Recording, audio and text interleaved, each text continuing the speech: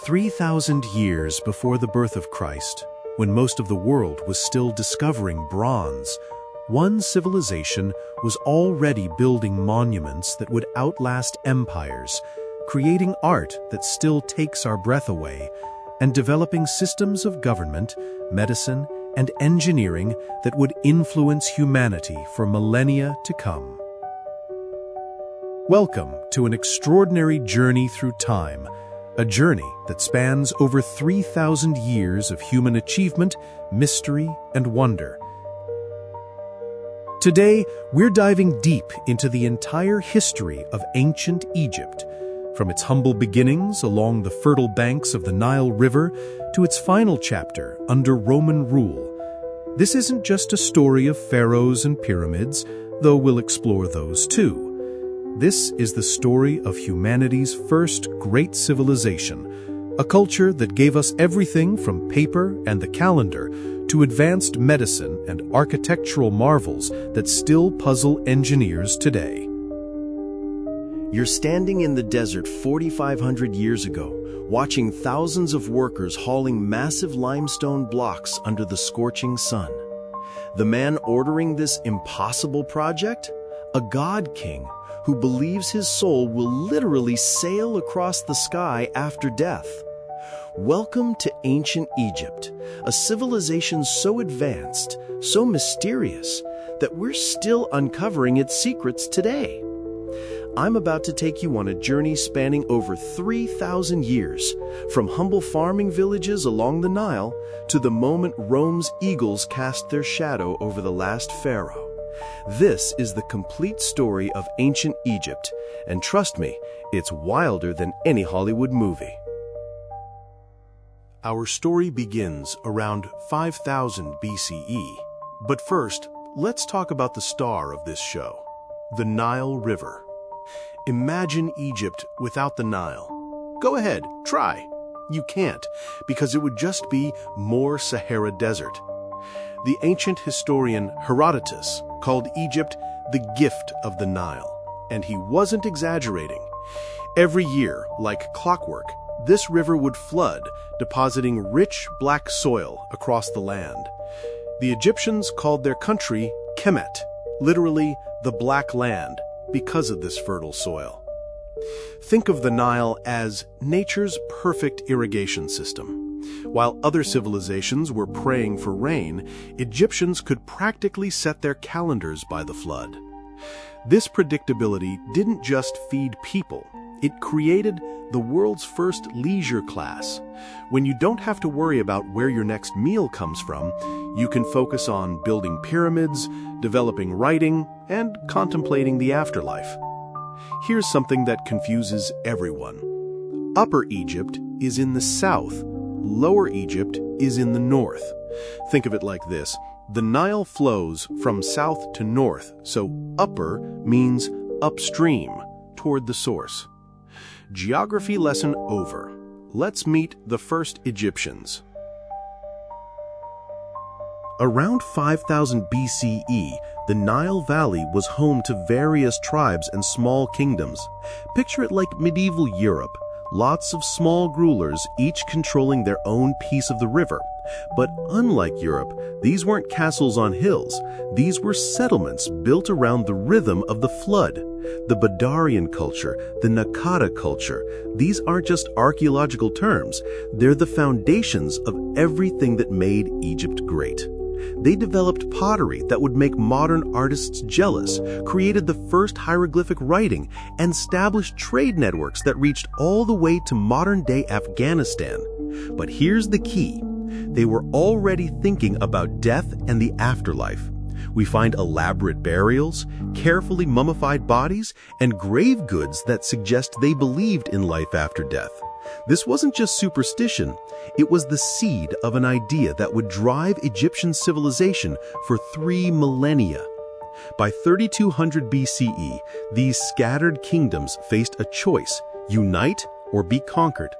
Enter our first legendary figure, though whether he was real or mythical is still debated by historians. Meet Narmer, also known as Menes.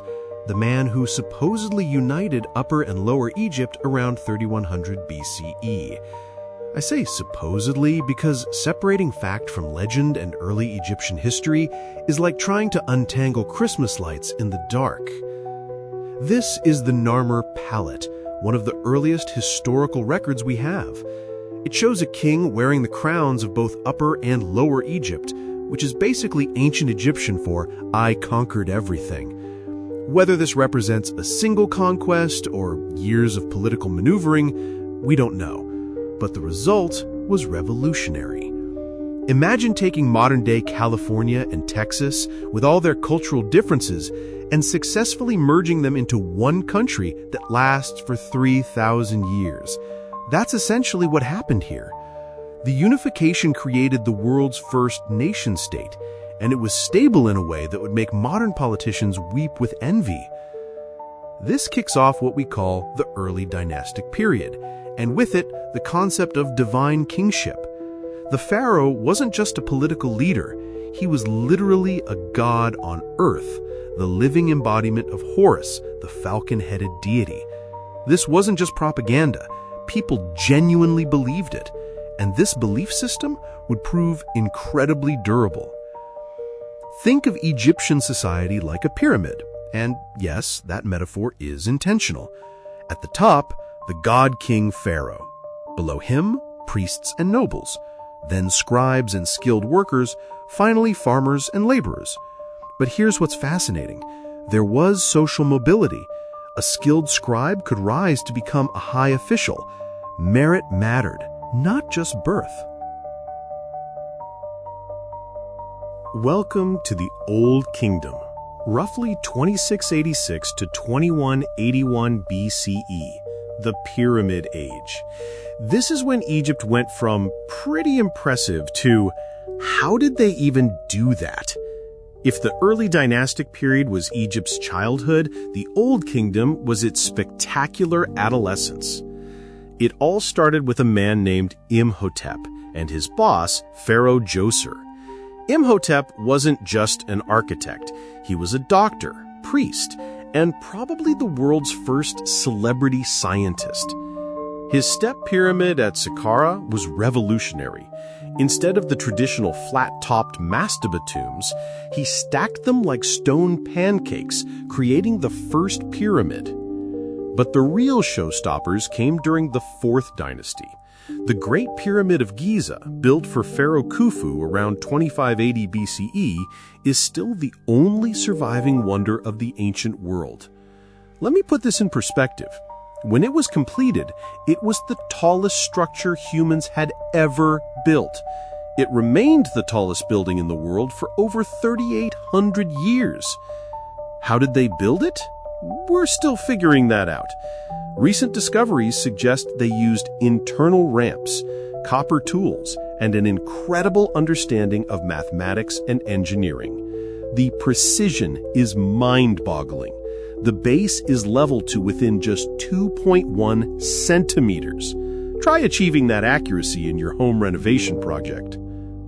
Here's a myth we need to bust. The pyramids weren't built by slaves. Archaeological evidence shows they were built by skilled workers who were well-fed and properly buried when they died. These weren't oppressed masses. They were proud participants in the greatest construction project of their time. The Great Sphinx, carved from a single piece of limestone, guarded this necropolis. With a human head and lion's body, it represented the pharaoh's divine wisdom and power. And yes, Napoleon's troops did not shoot off its nose. That damage happened centuries earlier. But the Old Kingdom wasn't just about building monuments. This was when Egyptian bureaucracy reached its peak. Scribes documented everything.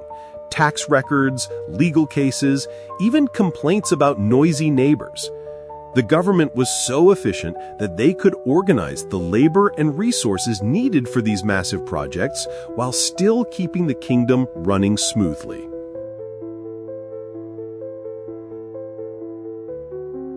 But even the mightiest civilizations have their breaking points. Around 2181 BCE, the Old Kingdom collapsed so thoroughly that Egyptians would later refer to this period as the First Intermediate Period.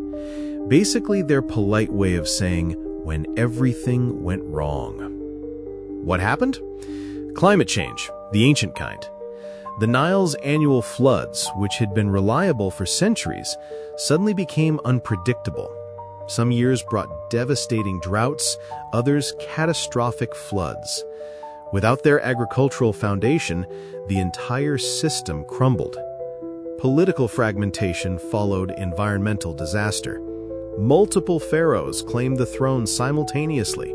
Civil war erupted between Upper and Lower Egypt. The central government's authority evaporated faster than water in the desert. We have texts from this period that read like apocalyptic literature. One papyrus describes servants overthrowing their masters, the poor wearing fine clothes while the wealthy go hungry. It's like reading about the French Revolution, but 4,000 years earlier. This dark age lasted about 125 years, long enough for entire generations to be born and die without ever knowing the stability their ancestors had enjoyed.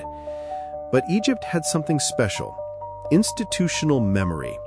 The idea of a unified kingdom under a divine pharaoh was too powerful to die completely.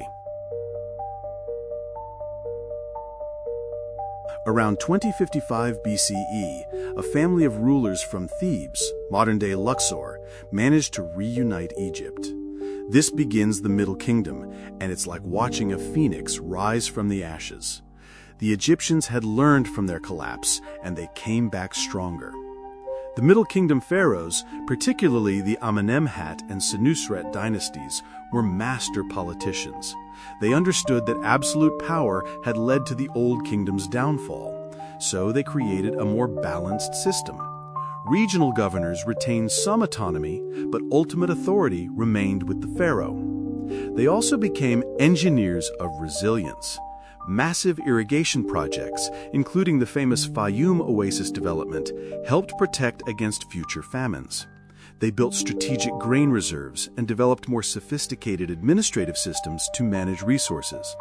But the real game changer was expansion. Middle Kingdom pharaohs conquered Nubia, gaining access to gold mines that would fund Egypt's prosperity for centuries. They established trade networks that reached as far as modern-day Turkey and Somalia. Egypt wasn't just rebuilding, it was becoming a superpower. This period also saw an explosion of literature and art. The Tale of Sinuhe, often called the world's first novel, dates to this period. Art became more naturalistic, showing pharaohs as human beings rather than idealized gods. It's as if Egyptian culture was becoming more sophisticated and self-aware. The pharaohs also learned to think defensively. They built massive fortresses along the Nubian border and developed new military technologies. The collapse had taught them that external threats were as dangerous as internal ones. But even the best-laid plans can be disrupted by forces beyond your control. Around 1650 BCE, a group of foreign rulers called the Hyksos, literally rulers of foreign lands, conquered Lower Egypt. This was Egypt's first successful foreign invasion, and it shattered their sense of invincibility. The Hyksos weren't barbarian destroyers, they were sophisticated rulers who adopted Egyptian customs while introducing new technologies. They brought horse-drawn chariots, composite bows, and bronze weapons. Imagine if aliens landed tomorrow and decided to run the government while upgrading our military technology. For over a century, Egypt was split. The Hyksos controlled the north from their capital at Avaris, while native Egyptian dynasties held the south from Thebes. It was like having two different countries sharing the same river valley. But the Thebans never stopped planning their comeback. They studied Hyksos military tactics, adopted their superior weapons, and built up their forces. It's a classic case of, if you can't beat them, learn from them, then beat them. The liberation began with Pharaoh Kamose, who launched the first successful attacks against Hyksos positions. But the real hero of Egyptian independence was his successor, who would become one of the most important pharaohs in Egyptian history. Meet Ahmose I, the pharaoh who expelled the Hyksos and founded the New Kingdom around 1550 BCE. This wasn't just a restoration, it was a complete reimagining of what Egypt could be. If the Old Kingdom was about building monuments, the New Kingdom was about building an empire. The New Kingdom gave us some of history's most fascinating rulers. Hatshepsut, one of the most successful female pharaohs, ruled for 22 years and focused on trade rather than warfare. She sent expeditions to the mysterious land of Punt, bringing back exotic goods and establishing Egypt as a commercial powerhouse. Then came Thutmose III, Egypt's Napoleon. He led 17 military campaigns, extending Egyptian control from Nubia to the Euphrates River. His victory at the Battle of Megiddo was so decisive that later cultures would use Megiddo, Armageddon, as a synonym for the ultimate battle. But the most controversial New Kingdom pharaoh was Akhenaten. Around 1350 BCE, he attempted to revolutionize Egyptian religion, abandoning the traditional pantheon in favor of worshipping a single god, Aten. He moved the capital to a new city, Amarna, and promoted a radically different artistic style. Akhenaten's reign was like trying to change the operating system of a computer while it's running. His religious revolution created beautiful art and fascinating philosophical texts, but it also destabilized the entire kingdom. After his death, his successors systematically erased his memory and restored the old gods. One of those successors was Tutankhamun, the boy king who died at 19 years old but became famous because his tomb was the only royal burial found largely intact. The treasures in his tomb, over 5,000 objects, give us our best glimpse into the wealth and sophistication of New Kingdom Egypt. But the ultimate New Kingdom pharaoh was Ramesses II, who ruled for 66 years and built monuments throughout Egypt and Nubia. Abu Simbel, his most famous temple, was carved directly into a cliff face and designed so that twice a year the sun's rays penetrate the sanctuary to illuminate statues of the gods. Ramesses II also fought the Hittites at the Battle of Kadesh, one of the largest chariot battles in history. The conflict ended with the world's first recorded peace treaty, copies of which exist in both Egyptian hieroglyphs and Hittite cuneiform. But empires, like people, eventually age. After Ramesses II's death in 1213 BCE, Egypt began a long, slow decline. The late period, starting around 1070 BCE, saw Egypt ruled by a succession of foreign dynasties: Libyans, Nubians, Assyrians, and Persians. Ironically, some of the most Egyptian pharaohs of this period were actually Nubian. The Nubian kings of the 25th dynasty were more devoted to traditional Egyptian religion and culture than many native Egyptian rulers had been. They restored old temples, revived ancient artistic styles, and saw themselves as the true guardians of Egyptian civilization. But the Assyrians had different ideas. When they conquered Egypt in 671 BCE, they brought a level of brutality that shocked the ancient world. They destroyed temples, melted down statues, and treated Egypt like a conquered province rather than a respected civilization. The Persians, who conquered Egypt in 525 BCE, were respectful but equally foreign. They ruled Egypt as a satrapy, province, of their vast empire, appointing Persian governors while maintaining Egyptian religious practices. It was efficient but impersonal, like being managed by a distant corporate headquarters. Egypt occasionally reasserted its independence during this period, but these revivals were brief. The last native Egyptian dynasties ruled for only about 60 years before the Persians returned. It became clear that Egypt's age as an independent great power was ending.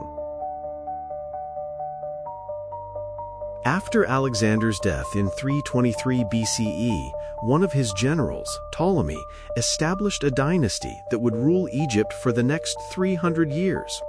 The Ptolemies were Greek, but they understood that to rule Egypt, they needed to become Egyptian, at least in public.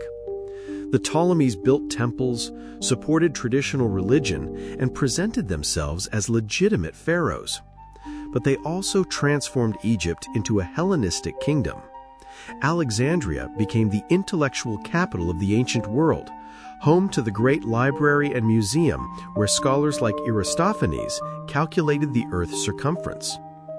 The last and most famous Ptolemaic ruler was Cleopatra VII. Despite Hollywood portrayals, she was primarily a brilliant politician who spoke at least 9 languages and was the first Ptolemaic ruler to actually learn Egyptian. She didn't seduce Julius Caesar and Mark Antony with her beauty. She won them over with her intelligence and political acumen. But Cleopatra's alliance with Mark Antony ultimately doomed both Egypt and herself. At the Battle of Actium in 31 BCE, Octavian, later Augustus, defeated their combined forces. Cleopatra's suicide in 30 BCE marked the end of both the Ptolemaic dynasty and pharaonic Egypt. With Cleopatra's death, Egypt became a Roman province. The last pharaoh was dead, and with her died a political system that had lasted for over 3,000 years. The Romans would rule Egypt for the next 400 years, but they ruled it as conquerors, not as pharaohs. So what can we learn from this 3,000-year journey? Ancient Egypt wasn't just a civilization, it was an idea. The idea that human beings could create something permanent, something that would outlast individual lives and even individual dynasties. The Egyptians gave us paper, the 365-day calendar, advanced medicine, and architectural techniques we still use today. They developed one of the world's first bureaucracies, created sophisticated legal systems, and pioneered the concept of the nation-state. But perhaps most importantly, they showed us that civilizations aren't defined by their military power or economic wealth. They're defined by their ability to inspire. That's why 2,000 years after the last pharaoh died, we're still fascinated by ancient Egypt. That's why we still feel a sense of wonder when we see the pyramids or decipher hieroglyphs. The Nile still flows, just as it did 5,000 years ago.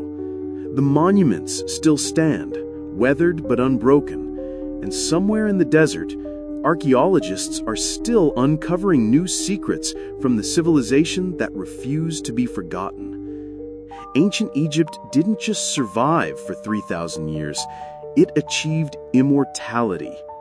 And in the end, isn't that what the pharaohs wanted all along? Thanks for watching. If you love this document presentation, please subscribe for more history document update. Good luck!